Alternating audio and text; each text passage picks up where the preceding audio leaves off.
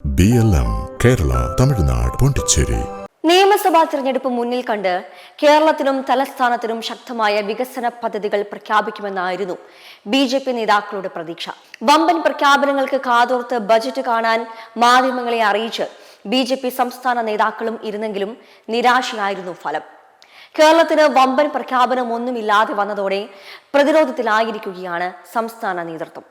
രാഷ്ട്രീയ ആരോപണങ്ങൾക്കപ്പുറം BJP വന്നാലും കേരളത്തിന് ഗുണം കിട്ടില്ല എന്നുള്ള പൊതുവികാരം ഉയരുമോ എന്നാണ് നേതാക്കളുടെ ആശങ്ക.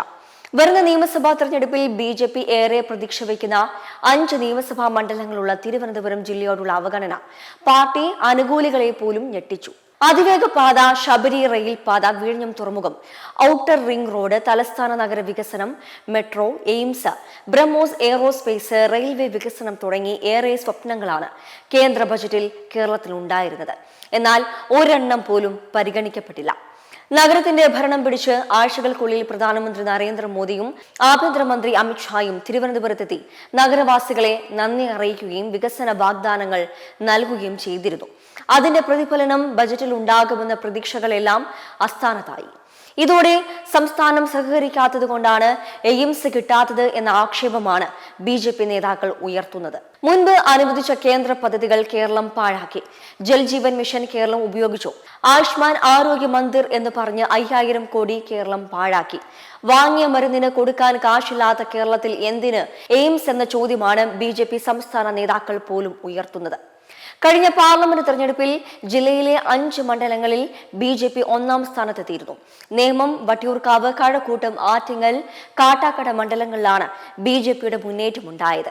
വരുന്ന നിയമസഭാ തെരഞ്ഞെടുപ്പിൽ ഈ മണ്ഡലങ്ങൾ കേന്ദ്രീകരിച്ച് ശക്തമായ സ്ഥാനാർത്ഥികളെ ഇറക്കി മത്സരം കടുപ്പിക്കാനാണ് NDAയുടെ നീക്കം. നേമത്ത് പാർട്ടി സംസ്ഥാന അധ്യക്ഷൻ രാജീവ് ചന്ദ്രശേഖറും കഴക്കൂട്ടത്ത് മുൻ കേന്ദ്രമന്ത്രി V മുരളീധരനും മത്സരിക്കുമെന്ന് ഏതാണ്ട് ഉറപ്പാണ്.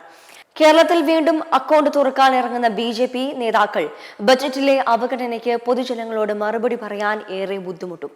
കേന്ദ്രത്തിന്റെ ഈ മുഖം തിരിക്കലിനെ ന്യായീകരിക്കാൻ സംസ്ഥാന നേതാക്കൾ വലയുകയാണ്.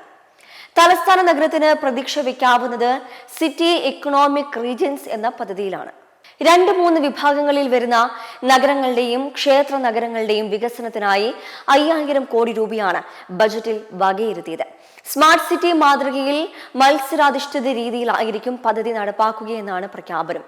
നഗരത്തിന്റെ ആവശ്യവും സ്മാർട്ടായ പദ്ധതികളുടെ രൂപരേഖയും സമർപ്പിച്ചാലേ കേന്ദ്രം പണം അനുവദിക്കുകയുള്ളൂ. 2-ാം വിഭാഗത്തിൽ വരുന്ന നഗരമാണ് തിരുവനന്തപുരം. ശ്രീ പത്മനാഭസ്വാമി ക്ഷേത്രത്തിന്റെ സാന്നിധ്യവും പദ്ധതി നേടാൻ അനുകൂല ഘടകമാകാം. അടിസ്ഥാന സൗകര്യ വികസനത്തിനും ആധുനീകരണത്തിനും ഈ തുക ഉപയോഗപ്പെടുത്താമെന്നാണ് കേന്ദ്രത്തിന്റെ നിർദ്ദേശം. പക്ഷേ ഇതിന് കോർപ്പറേഷന്റെയും സംസ്ഥാന സർക്കാരിന്റെയും ശക്തമായ ഇടപെടൽ വേണ്ടിവരും. തീരദേശ വിനോദസഞ്ചാര പദ്ധതിക്ക് അനുവദിച്ച തുകകളും തലസ്ഥാന ജില്ലയ്ക്ക് ഉപയോഗപ്പെടുത്താനാകും. അതേസമയം BJPയുടെ അവഗണനയ്ക്കെതിരെ പാർലമെന്റിലും രാജ്യസഭയിലും സംസ്ഥാനത്തും പ്രതിഷേധ പരിപാടികൾ നടത്താൻ ഒരുങ്ങുകയാണ് UDFും LDFും. പൊള്ളയായ വാഗ്ദാനങ്ങൾ ഉയർത്തുന്ന BJPയുടെ കേരള വിരുദ്ധതയെ തുറന്നു കാട്ടുമെന്നും നേതാക്കൾ പറഞ്ഞു കഴിഞ്ഞു.